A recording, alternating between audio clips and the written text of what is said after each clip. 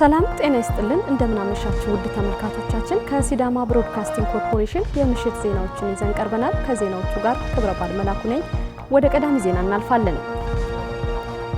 የሀገርን መጻኢ ዕድል ለማረጋገጥና የጋራ ሀገርን ለመገንባት የሃይማኖት ተቋማት ሚና የጎላ መሆኑን የሲዳማ ክልል ርዕሰ መስተዳድር አቶ ደስታ ሌዳሞ ገለጹ። የመደመር መንግስት በሃይማኖት ተቋማት ላይ ያለው እይታ በሚል መሪ ሀሳብ የውይይት መድረክም ተከናውኗል። ሙሉ ቀጠራ ተጨማሪ አላት። የሲዳማ ክልል ሰላምና ጸጥታ ቢሮ የመደመር መንግስት በሃይማኖት ተቋማት እይታ ላይ በሚል መሪ ሀሳብ የውይይት መድረክ አካሂዷል። በመድረኩ ላይ የክልሉ ርዕሰ መስተዳድር አቶ ደስታ ሌዳሞን ጨምሮ የተለያዩ የሃይማኖት ተቋማት ተወካዮችና የሚመለከታቸው ባለድርሻ አካላት ተገኝተዋል። በመድረኩ ላይ ንግግር ያደረጉት ርዕሰ መስተዳድር አቶ ደስታ ሌዳሞ ይህ የመደመር መንግስት ሁሉንም የሃይማኖት ተቋማት በእኩልነት ለማገልገል የቆመ መሆኑን ጠቅሰው የሀገርን መጻኢ ዕድል ማረጋገጥና አንድነትን ማጎልበት በሚቻልበት ሂደት ውስጥ የሃይማኖት ተቋማት የበኩላቸውን እንዲወጡ አሳስበዋል። መደመር በብዙ ምክንያቶች በጣም አስፈላጊ ነው። ጥሬ ቃሉ አጠር ባለ መልኩ ለመግለጽ ብንፈልግ ትብብርና ህብረት ማለት ነው። እንግዲህ ትብብርና ህብረት ውስጥ ነው ሁሉም ነገር ወደ ህብረት ቋት ሊመጣ የሚችለው። እኛ የጋራ ቋታችን የጋራ ሀገራችን ናት። ሀገራችን ኢትዮጵያ ውስጥ ያለን የተለያየ ማንነት ያለን ወገኖች ወደ አንድ ኢትዮጵያዊነት ማንነት ግን መሰባሰብ፣ መተባበር፣ ህብረት መፍጠር አለብን። ይሄ መንፈስ በመደመር መልክ ተገልጿል። እዚህ ያለው የሃይማኖት ተቋማት የዚህ ክልል ነዋሪዎች ናቸው። በእናንተ በኩል ተከፋፍላችሁ የሲዳማ ክልል ነዋሪዎችን በሙሉ ትደርሳላችሁ። ነዋሪውን ህዝቡን የማነቃነቅ ትልቅ አቅም አላችሁ። የምታነቃንቁት በምን ዙሪያ ነው? በሰላማቸው ዙሪያ፣ በአብሮነታቸው ዙሪያ፣ በፍቅር ዙሪያ፣ በመልካምነት ዙሪያ፣ በመልካም ስነ ምግባር ዙሪያ፣ መልካም ከሆናችሁ ደግሞ ተባብሮ በልማትም ዙሪያ እንደዚሁ ልትሰሩ ትችላላችሁ። ስለዚህ የሀገራችንን መጻኢ ዕድል በብልጽግና፣ በሰላም፣ በመከባበር፣ በፍቅር አንድ ትልቅ ሀገር እንድንገነባ ለማድረግ የሃይማኖት ተቋማት ሚና በጣም ከፍተኛ ነው ብዬ አምናለሁ።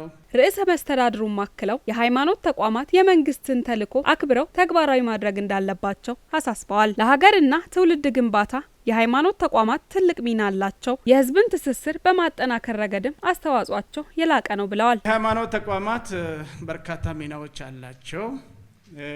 ሃይማኖት ተቋማት ከዚህ በፊትም እንደምናውቀው ዜጋን በመቅረጽ ከፍተኛ ሚና አላቸው። ሁሉም ቤተ እምነቶች እኔ እንደሚረዳው መልካምነትን የሚሰብኩ ናቸው። ይሄ ማለት የህዝብ ግንባታ በትውልድ ግንባታ ላይ ከፍተኛ ሚና አላቸው። ስለዚህ በስነ ምግባሩ የታነጹ መልካም ዜጎችን የማፍራት ኃላፊነት የቤተ እምነት ወይም የሃይማኖት ተቋማት ላይ የወደቀ ኃላፊነት ነው ብዬ አምናለሁ። የሀገራችንን የመጻኢ ዕድል በብልጽግና፣ በሰላም፣ በመከባበር፣ በፍቅር አንድ ትልቅ ሀገር እንድንገነባ ለማድረግ የሃይማኖት ተቋማት ሚና በጣም ከፍተኛ ነው ብዬ አምናለሁ። የክልሉ ሰላምና ጸጥታ ቢሮ ኃላፊ አቶ ዳዊት ዳንጊሶ በበኩላቸው የኢትዮጵያ የሃይማኖት ተቋማት የእምነትና የአስተምሮ ልዩነቶቻቸውን ጠብቀው የጋራ ሀገራዊ ጉዳዮች ላይ በአንድነት መስራት የሰለጠነና ዘመናዊ አካሄድ በመሆኑ ተቋማቱ የነበረውን የመቻቻልና የአብሮነት እሴት ተጠብቆ እንዲቀጥል በማድረግ ሃይማኖት የሰላም መድረክ መሆኑንም ለትውልዱ የማስተማር ኃላፊነት ተጠናክሮ እንዲቀጥል አሳስበዋል። የኢትዮጵያ ሃይማኖት ተቋማት የእምነትና የአስተምሮ ልዩነታቸውን ጠብቀውና አክብረው በጋራ ሀገራዊ ጉዳዮች ዙሪያ በትብብር መስራት የሰለጠነና ዘመናዊ አካሄድ በመሆኑ በሃይማኖት ተቋማት ተከታዮች መካከል ለዘመናት የዘለቀውን የመከባበርና በሰላም አብሮ የመኖር እሴት ተጠብቆ እንዲቀጥል በሃይማኖት ተቋማት የጋራ መግባባት ይበልጥ እየጎለበተ መልካም እሴቶችን እያጠናከረ መሄድ እና ሃይማኖት የሰላምና የፍቅር መድረክ መሆኑን ለወጣቱ ትውልድ የማስተማር ኃላፊነታችን ተጠናክሮ እንዲሄድና ለሀገረ መንግስት ግንባታ የህዝቦች ትስስርና አንድነት እንዲጠናከር የሀገር ብልጽግና እንዲረጋገጥ ተግተን መስራት ይጠበቅብናል። ተሳታፊዎችም መንግስት ለሃይማኖት ተቋማት ያለውን ትኩረት በማድነቅ ውይይቱም ወቅቱን የጠበቀና እንደ ሀገር ለያዝነው የልማት ተልዕኮ ወሳኝ ነውም ብለዋል። ሰላም ለሁሉም ነገር ወሳኝ ነው። ሰላም ከሌለ ወጥቶ መግባት አይቻልም። ልማቱ ሌሎች ነገሮቹ እንዳሉ ሆነው ሰው ወጥቶ የሚገባው የሚያመልከው እግዚአብሔርን የሚያመሰግነው ሰላም ሲሆን፣ ስለዚህ ለዚህ ሰላም ጉዳይ ደግሞ የመደመር መንግስት የሚለው ጽንሰ ሐሳብ ትክክለኛና ወቅቱን የጠበቀ ነው የሚለውን ለማለት ፈልጋለሁኝ።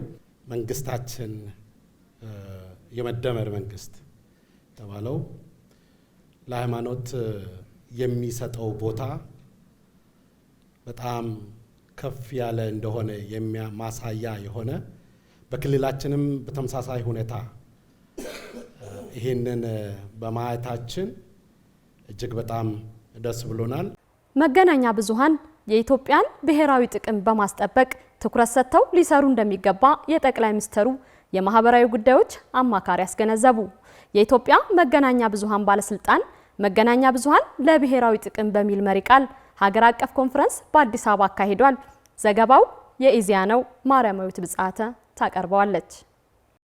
የጠቅላይ ሚኒስትር የማህበራዊ ጉዳዮች አማካሪ ሚኒስትር ሙዓዘ ጥበባት ዲያቆን ዳንኤል ክብረት በዚህ ወቅት እንዳሉት መገናኛ ብዙሃን የኢትዮጵያን ብሔራዊ ጥቅም ለማስጠበቅ ትኩረት ሰጥተው ሊሰሩ ይገባል። የመደመር መንግስት ከሀገራዊ ለውጥ ወዲህ ህብረ ብሔራዊ አንድነትን ለማረጋገጥና ብሔራዊ ጥቅምን ለማስጠበቅ በርካታ ስራዎችን እየሰራ መሆኑን ገልጸዋል። የወል ትርክት በመገንባት የህዝብ የጋራ እሴቶችን በማጎልበትና ሀገራዊ ብልጽግናን ለማረጋገጥ በትኩረት እየተሰራ ይገኛል ብለዋል። መገናኛ ብዙሃን ለሀገር ግንባታ ትልቅ አበርክቶ ያላቸው መሆኑን ጠቁመው በዚህም መሰረት የሀገርና የህዝብን ጥቅም ለማስጠበቅ በትኩረት ሊሰሩ እንደሚገባ አስገንዝበዋል። ኢትዮጵያን የማበልጸግ እሳቤ የመንግስት ብቻ ሳይሆን የሁሉም ድርሻ መሆኑን ገልጸው ለኢትዮጵያ ሀገረ መንግስት ግንባታ ሁሉም የበኩሉን ሊወጣ ይገባል ብለዋል። የኢትዮጵያ መገናኛ ብዙሃን ባለስልጣን ዋና ዳይሬክተር ሃይማኖት ዘለቀ በበኩላቸው መገናኛ ብዙሃን ወቅታዊና ትክክለኛ መረጃ በማቅረብ ለሀገር ግንባታ ትልቅ አስተዋጽኦ እንዳላቸው ገልጸዋል። ብሔራዊ ጥቅምን በማስጠበቅና ህብረ ብሔራዊ አንድነትን በመገንባት በኩል መገናኛ ብዙሃን ከፍተኛ ሚና እንዳላቸው ጠቁመው ከሀገራዊ ለውጥ ወዲህ መንግስት ባደረገው ሪፎርም የመገናኛ ብዙሃን ምህዳር መስፋቱን ተናግረዋል።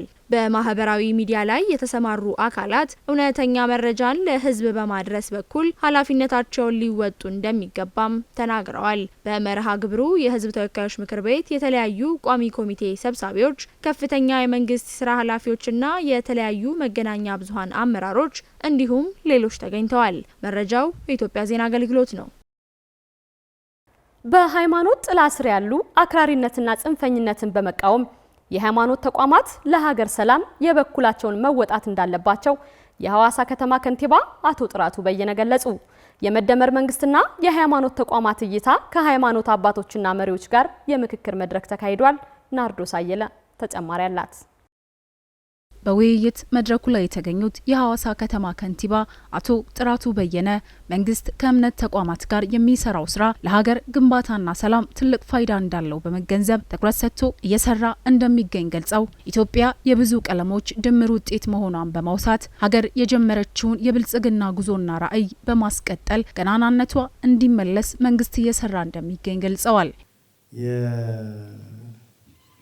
መደመር መንግስት ወይም የለውጡ መንግስት ሁሉንም እምነቶች በእኩልነት በፍትሃዊነት መብታቸው ተጠብቆ የቤተ እምነቶቹ ነጻነት ተጠብቆ እምነታዊ ሃይማኖታዊ ስነ ስርዓቶቻቸውን እንዲያካሂዱ ከመንግስት የሚጠበቁ ድጋፎችን በማድረግ ከመንግስት የሚደረጉ ጥያቄዎችን የሚነሱ ጥያቄዎችን ምላሽ በመስጠት መንግስት እውነት ለመናገር ትልቅ እርምጃ ሄዷል ብሎ መናገር ይቻላል። እንግዲህ ኢትዮጵያ የብዙ ቀለሞች ሀገር ናት። ብዙ አይነት ማንነቶች ያሉባት ሀገር ነች። ስለዚህ መንግስት የሃይማኖት ተቋማት በሀገረ መንግስት ግንባታ ጉልህ ሚና አላቸው የሚለውን በደንብ ያምናል። የጋራ ትርክት፣ የጋራ አብሮነት፣ የጋራ አገር በመገንባት በኩል ሁሉም ሃይማኖቶች በጋራ ከሰሩ በእርግጠኝነት የኢትዮጵያ አንድነት፣ የኢትዮጵያ አብሮነት፣ ጠንካራ ሀገርና ጠንካራ መንግስት በመፍጠር በኩልም አስተዋጽኦአችሁ ቀላል እንዳልሆነ መንግስት በደንብ ይረዳል። ኢትዮጵያ ካጎነበሰችበት የድህነት ማቀናብላ የብልጽግናን ጉዞ እንድትጓዝ በታሪክ አጋጣሚ ጠላት የሆኗትን በማሸነፍና የታሪክ ስብራቶቿን እንድትጠግን ሰላሟ የተጠበቀች ሀገር እንድትሆን ከእምነት ተቋማት አንጻር ምን መደረግ እንዳለበትም አወያይተዋል። የያዝናቸው የልማት መንገዶች አሉ። እንደ ሀገር ትልልቅ ራዕዮችን ሰንቀን እየሰራን ነው። ኢትዮጵያ የአፍሪካ የብልጽግና ተምሳሌት የማድረግ ራዕይ ይዘን ነው እየሰራን ያለ ነው። ኢትዮጵያ የድህነት ታሪኳ አብቅቶ የብልጽግና የእድገት ታሪኳ እንዲመለስ ወይም ደግሞ ገናናነቷ እንዲመለስ እየሰራ ነው ያለው መንግስት። ከዚህ አንፃር የእምነት ተቋማት ደግሞ ትልቅ ፋይዳ አላቸው። እንግዲህ እንደዚህ አይነት ትልልቅ ስራዎች እየተሰሩ ባሉበት ኢትዮጵያ ካጎነበሰችበት ቀና እንድትል እየተሰራ ባለበት ኢትዮጵያ በታሪካዊ አጋጣሚ ያጣቻቸውን የራሷ የሆኑ ሀብቶቹን ለማስመለስ እየሰራች ባለችበት በታሪክ አጋጣሚ ጠላቶቻችን ኢትዮጵያ አጎንብሳ ኮስሳ እንድትታይ በሰሩት ታሪካዊ ጥፋት ስራዎች ይህንን ለመቀየር የሚሰራ የታሪክ ስብራቶችን ለማረም የሚሰራ መንግስት ነው ያለው። ከዚህ አንፃር የእምነት ተቋማት እነዚህን ሁኔታዎች ተረድቶ እንዴት እያገዙ ነው፣ እንዴት መደገፍ አለባቸው። በተለይ ከውጪ ጠላት ከታሪካዊ ጠላቶቻችን አንፃር የሚደረጉ የተለያዩ የውስጥም የውጭም ግጭቶችን ለመፍጠር የሚደረጉ እንቅስቃሴዎች ከእምነት ተቋማት አንፃር ደግሞ እንዴት ይታያሉ የሚለውን በውይይታችን በደንብ አድርገን ብናነሳ በጣም ጠቃሚ ይሆናል እንደ ሀገር። የሐዋሳ ከተማ አስተዳደር ሰላምና ጸጥታ መምሪያ ኃላፊ አቶ ወንድሙ ቱርባ በበኩላቸው የጽንፈኝነትና የአክራሪነት ፍላጎቶች በክልላችን እንዲሁም በከተማችን ያለውን ሰላም የሚረብሹ በመሆናቸው የሃይማኖት ተቋማትም መሰል ጉዳዮችን በመከላከል ኃላፊነታቸውን እንዲወጡ ጥሪ አቅርበዋል። ጽንፈኝነት፣ አክራሪነት በክልላችን በከተማችን የለም እንላለን። ነገር ግን ፍላጎቶች የሉ ማለት አንችልም። ምቹ ሁኔታ ካገኙ እርስ በርስ ሊያጋጩ አጀንዳ ሊፈጥሩ የሚፈልጉ ኃይሎች እንዳሉ ምልክቶችን እናያለን። እነዚህ አንድ የከፈንሉ ዋጋ አስከፍሉናል። ከተማችን ላይ ያለውን የሰላም ደሴት ነው የምንለውን የሃይማኖት መቻቻል አለ የምንለውን በአንዴ ነው የምንሄደው። ስለዚህ አሳንሰን እንዳናይ ሃይማኖት አባቶችን አደራ ማለት ይፈልጋል። በውይይቱ የተሳተፉ የተለያዩ እምነት ተቋማት መሪዎችም በሃይማኖት ጥላ ስር ያሉ ጽንፈኝነቶችንና አክራሪነትን መቃወም እንደሚያስፈልግ በመጥቀስ በተለያዩ ማህበራዊ ሚዲያዎች ላይ ህዝብን ከህዝብ ሃይማኖትን ከሃይማኖት የሚለያዩ ጽንፈኞችን መታገል ያስፈልጋል በማለት የመደመር መንግስት ለሃይማኖት ተቋማት የሚሰጠው ቦታ ትልቅ እንደሆነም ገልጸዋል። ለሀገራችን ሃይማኖቶች በጣም አስፈላጊዎች ናቸው። ሃይማኖት ደግሞ መንግስትም ከነኚህ ሃይማኖቶች ወጣ እንጂ ከዚህ ከሃይማኖቶች ውጭ የሆነ አይደለም። ስለዚህ ሰላም የሚሰፍነው ደግሞ መንግስትና ሃይማኖት አብረው ተናበው ተባብረው ሲሰሩ የሀገር ሰላም የሀገር ግንባታ እጅግ መልካም እንደሚሆን ያው ሁላችንም እናምናለን። በጽንፈኝነት ላይ መናገር የሚፈልገው ነገር አለ። አክቲቪስቶች አሉ። እነዚህ የሚታዩት ምናልባት ብዙዎች ልታውቁ ይችላላችሁና በማህበራዊ ሚዲያ ላይ በስፋት ነው የተካሄደ ያለው፣ በስፋት ነው የተሰራበት ያለውና እንቅስቃሴዎችም አሉ። በተግባር ያየናቸው ነገሮች አሉና በማህበራዊ ሚዲያ ነውና በዛ በኩል ያለውን መንግስት አንድ ወይም ሃይብልልን የሚል ሐሳብ አለ። ከመንግስት ጋር አብረን እየሰራን ነው። ከዚህ በኋላም አብረን ነው የምንሰራው። ለምን መንግስት ኃላፊ የነበረው ወይ አንዱ ሃይማኖት ውስጥ ነው ያለው እንጂ ሌላ ጋር የለም። እኛ እዚህ ባለነው ውስጥ ነው ያለው። በሚፈጠረው ተቻችለን እርስ በራሳችን ተያይዘን ከሰራን ነው ትልቅ ነገር የሚሆነው። የፖለቲካ ፓርቲዎች በምርጫ ቅስቀሳ ወቅት የሀገርን አንድነትና ብሔራዊ ጥቅም ልዕልናን በሚያስጠብቁ አጀንዳዎች ላይ ሊያተኩሩ እንደሚገባ ምሁራን ገለጹ። በመጪው ግንቦት 2018 ዓ.ም በሚካሄደው 7ኛው ጠቅላላ ምርጫ የፖለቲካ ፓርቲዎች የተለያዩ የቅድመ ዝግጅት ስራዎችን እያከናወኑ ይገኛሉ። ቆንጅት አየለ በዚህ ጉዳይ ላይ ተጨማሪ አላት። የፖለቲካ ፓርቲዎች በምርጫ ቅስቀሳ ወቅት የሀገርን አንድነት ብሔራዊ ጥቅምና ልዕልናን በሚያስጠብቁ አጀንዳዎች ላይ ሊያተኩሩ እንደሚገባ ምሁራኑ አጽንኦት ሰጥተዋል። በመጪው ግንቦት 2018 ዓ.ም ለሚካሄደው 7ኛው ጠቅላላ ሀገራዊ ምርጫ የፖለቲካ ፓርቲዎች የተለያዩ የቅድመ ዝግጅት ስራዎችን እያከናወኑ ይገኛሉ። ከዚህ ውስጥ አንዱ ፓርቲዎች በማኒፌስቷቸው መሰረት የያዟቸውን እቅዶችና ፖሊሲዎች ለመራጩ ህዝብ የማስተዋወቅና የሚያደርጓቸው ክርክሮችም ይጠቀሳሉ። ይህም ህዝቡ ለቀጣይ ይጠቅመኛል፣ ይወክለኛል ብሎ የሚያስበውን የተሻለ ሀሳብ ያለውን የፖለቲካ ፓርቲ ለይቶ ለመምረጥ እንደሚያስችለውም ይታመናል። በቅድመ ምርጫ ወቅት ፓርቲዎች እያደረጉት ያለውን ክርክር በተመለከተ የኢትዮጵያ ዜና አገልግሎት ያነጋገራቸው ምሁራን የፓርቲዎች ክርክር ሀገራዊ አንድነትና ብሔራዊ ጥቅምን በሚያስጠብቁ ጉዳዮች ላይ ማተኮር እንዳለበት ነው የገለጹት። በአዲስ አበባ ዩኒቨርሲቲ የስነ ልሳን ትምህርት ክፍል መምህርና ተመራማሪ ፕሮፌሰር ባዬ ማም እንዳሉት ምርጫ ህዝቡ ፍላጎቱን የሚገልጽበትና የዲሞክራሲ ስርዓት የሚጠናከርበት አንዱ መንገድ መሆኑን አንስተዋል። በመሆኑም ፓርቲዎች በቅድመ ምርጫ ቅስቀሳ ወቅት ሀገርን አሸናፊ የሚያደርጉና ብሔራዊ ጥቅምን የሚያስጠብቁ ግልጽ ሀሳቦችን ማንሳት እንደሚገባቸው ነው የጠቀሱት ፕሮፌሰሩ። በተለይም ለሀገራዊ አንድነትና ደህንነት መከበር እንዲሁም ለሰላምና የህዝቦች ትስስር ቅድሚያ ሊሰጡ ይገባል ብለዋል። የሚቀርቡ የተለያዩ የፖለቲካ ሀሳቢዎች የህዝቦችን ትስስር ከማጠናከር ባለፈ የሀገርን ፖለቲካዊና ኢኮኖሚያዊ ልዕልናን በሚያሳድጉ ወሳኝ ጉዳዮች ላይ ማተኮር እንዳለባቸውም ጠቅሰዋል። ለሀገር ቀጣይነት ያለው እድገትና ለውጥ ምርጫ ወሳኝ መሆኑን ያነሱት ደግሞ በሐዋሳ ዩኒቨርሲቲ የስነ ልሳንና ተግባቦት መምህርና ተመራማሪ ዶክተር ፈቀደ ምኖታ ናቸው። በምርጫ የሚወዳደሩ ፓርቲዎች የሚያቀርቡት ሀሳብ የህዝብን ኑሮ ከማሻሻልና ሀገራዊ ልማትን ከመደገፍ አንጻር በሚኖረው ጠቀሜታ ላይ ማተኮር እንዳለበትና ይህንንም ለህዝቡ በግልጽ ማስረዳት እንዳለባቸው አስገንዝበዋል። በምርጫ ክርክር ወቅት ፓርቲዎች ግጭት ቀስቃሽ የሆኑ ቃላትና ንግግሮችን መጠቀም ተገቢ እንዳልሆነም አንስተዋል። በምርጫ ቢያሸንፉ መተግበር የሚችሉትን የፖሊሲ አማራጭና ጠቃሚ ጉዳዮች ላይ ቢያተኩሩ በህዝብ ዘንድ የተሻለ ተመራጭ ሊሆኑ እንደሚችሉ መክረዋል። የፖለቲካ ፓርቲዎች የሀገርን አንድነትና ልዕልናን በሚያስከብሩ አጀንዳዎች ላይ ይበልጥ ማተኮር እንዳለባቸው የገለጹት ደግሞ በሐዋሳ ዩኒቨርሲቲ የእንግሊዝኛ ቋንቋ ስነ ጽሁፍ ትምህርት ክፍል መምህርና ተመራማሪ ዶክተር እንዳልካቸው ጀንበሬ ናቸው።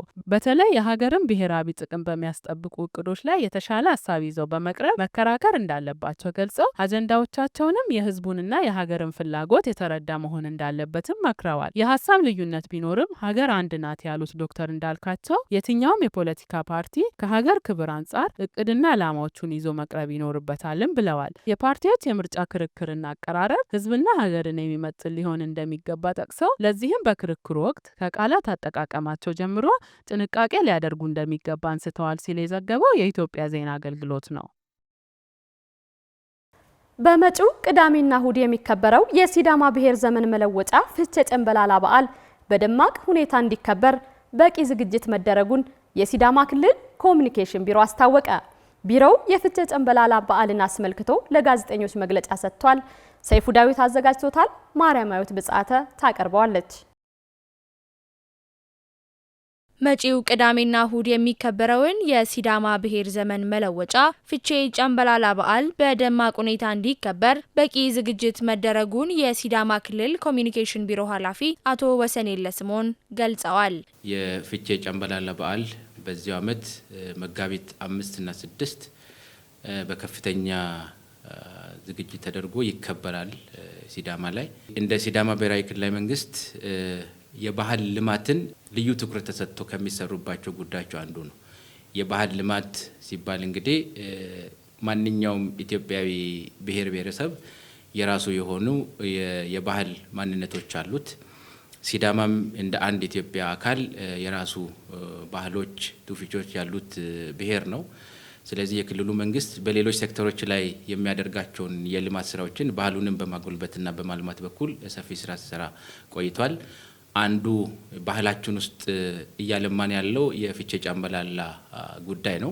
የክልሉ መንግስት የባህል ልማቱን ለማጎልበት ትኩረት ሰጥቶ እየሰራ ነው ያሉት ኃላፊው ፍቼ ጨንበላላ በደማቅ ሁኔታ እንዲከበር የተሰራው ስራ ለዚህ ማሳያ ነው ብለዋል። ዓለም አቀፍ ባህል ሆኖ እንግዲህ በዩኔስኮ ተመዝግቦ ያለ ባህል ስለሆነ በአደባባዮች መከበር እንዳለበት ይጠበቃል።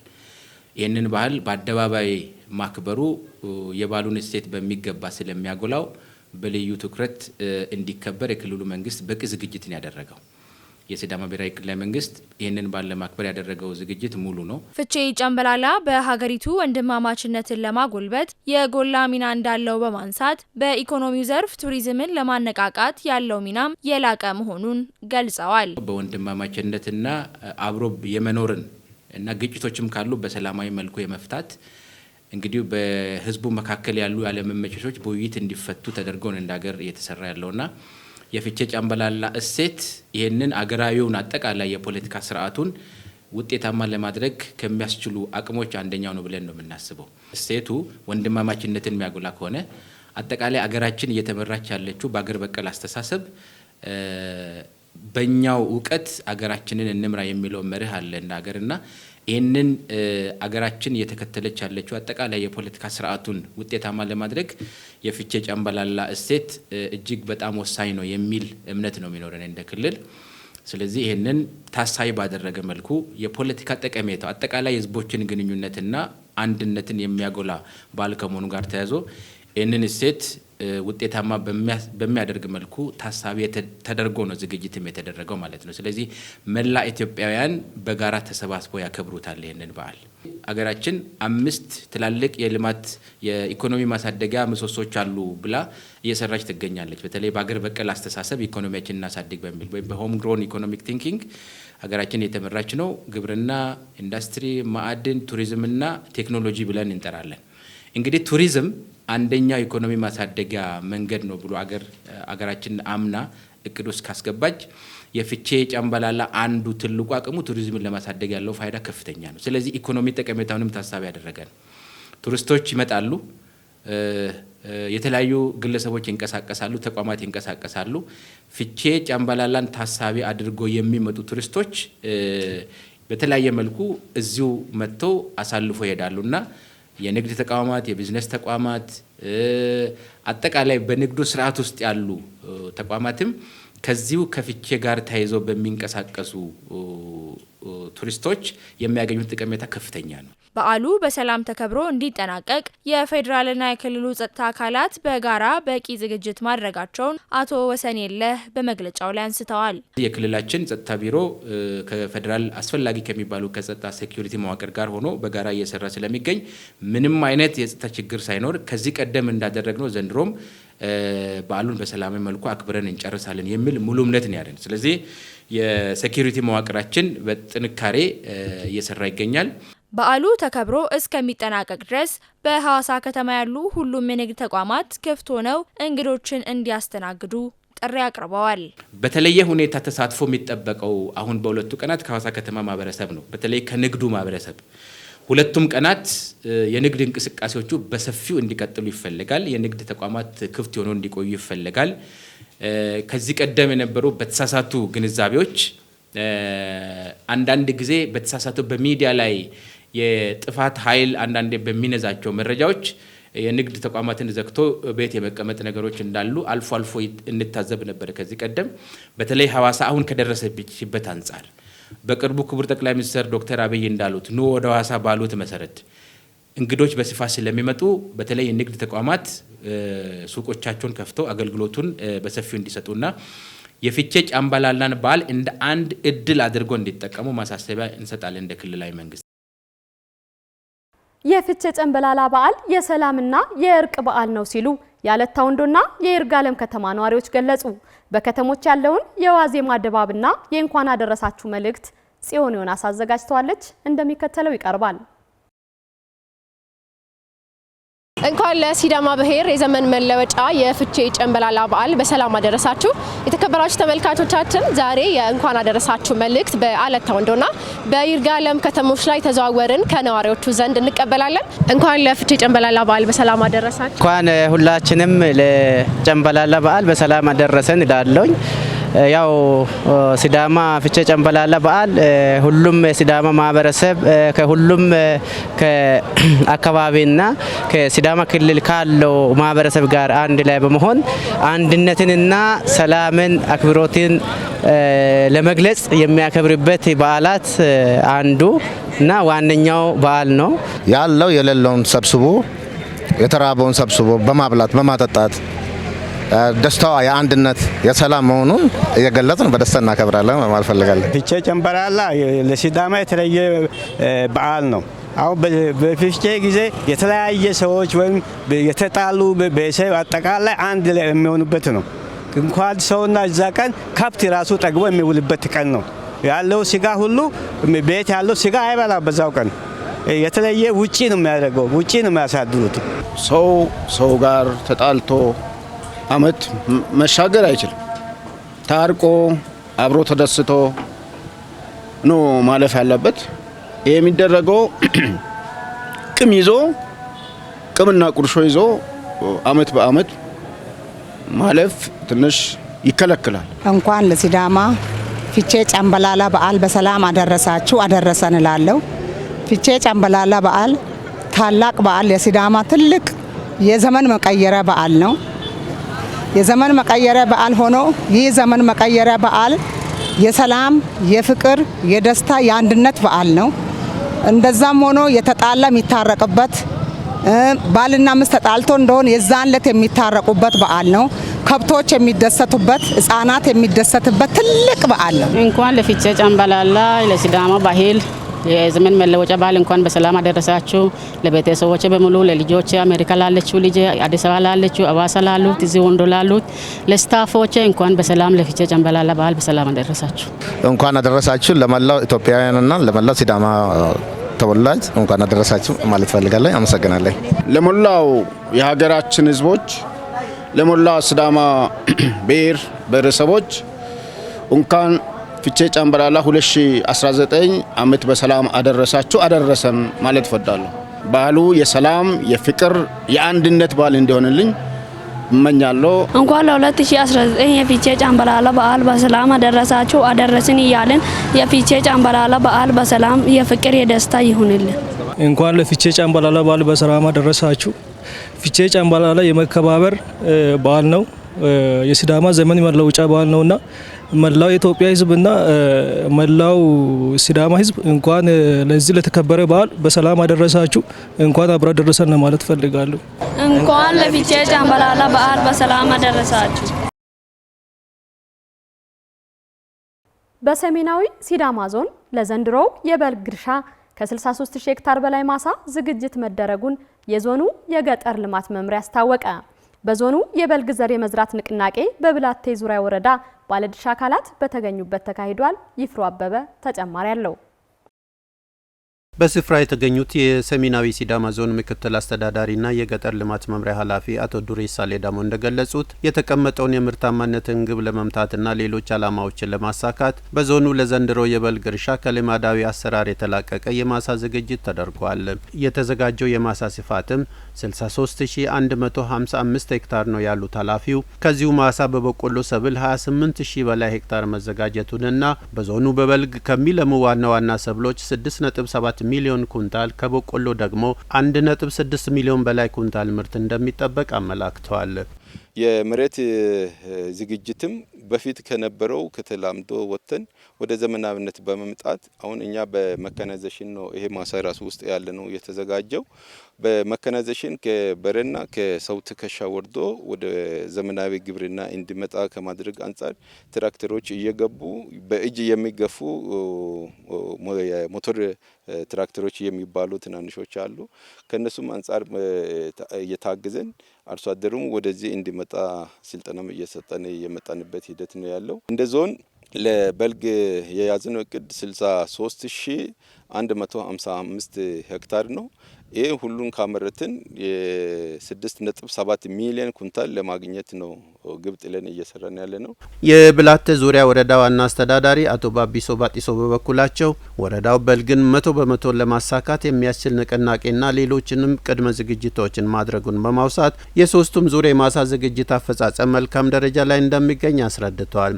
የእርሻ ማሳን ለማስፋት በተደረገው እንቅስቃሴም ሌላ ምርት ማልማት በሚቻል መሬት ላይ የሚገኘውን ባህር ዛፍ ንቀላ በተመለከተ 235 ሄክታር መሬት ላይ የነበረውን ባህር ዛፍ ማስወገድ መቻሉንና በዚህም አምና 11000 ሄክታር የበልግ ማሳን ዘንድሮ ደግሞ ወደ 13000 ሄክታር ማሳ ማድረስ እንደተቻለ ተናግሯል።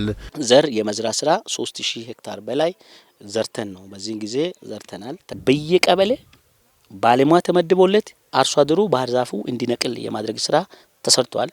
257 ሄክታር ባህር ዛፍ ነቀላ ስራ እንሰራለን ብለን አሁን 235 ሄክታር ባህር ዛፍ ነቅለናል። የወረዳው የሰብል ልማት ባለሙያ አቶ መረቀ ዳዊት ምርትና ምርታማነትን ላይ ያተኮረ የአርሶ አደሩን አመለካከት የሚቀይርና የተግባር ሙያዊ ድጋፍ በማድረግ የበልግ ማሳ ዝግጅት ውጤታማ እንዲሆን የበኩሉን ሚና መጫወቱን ገልጿል።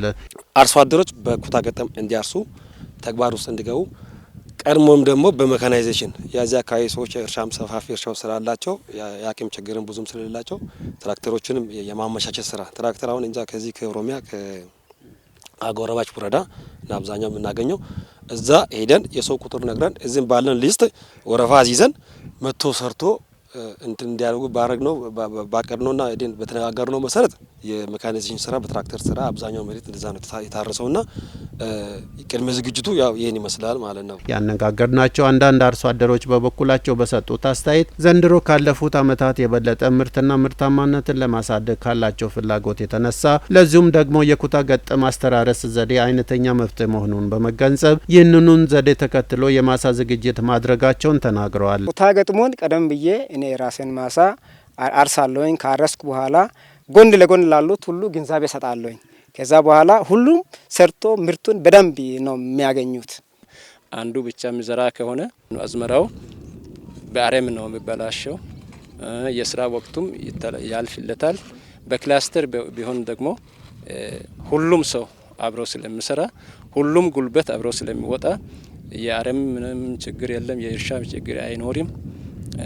በአረም መባከን የግብአት መባከንም አይኖርም። ተመልካቾቻችን ከሲዳማ ብሮድካስቲንግ ኮርፖሬሽን አሁንም ዜናዎቻችን እንደቀጠሉ ናቸው። አሁን ደግሞ ከውጪ ወዳገኘነው መረጃ እናልፋለን።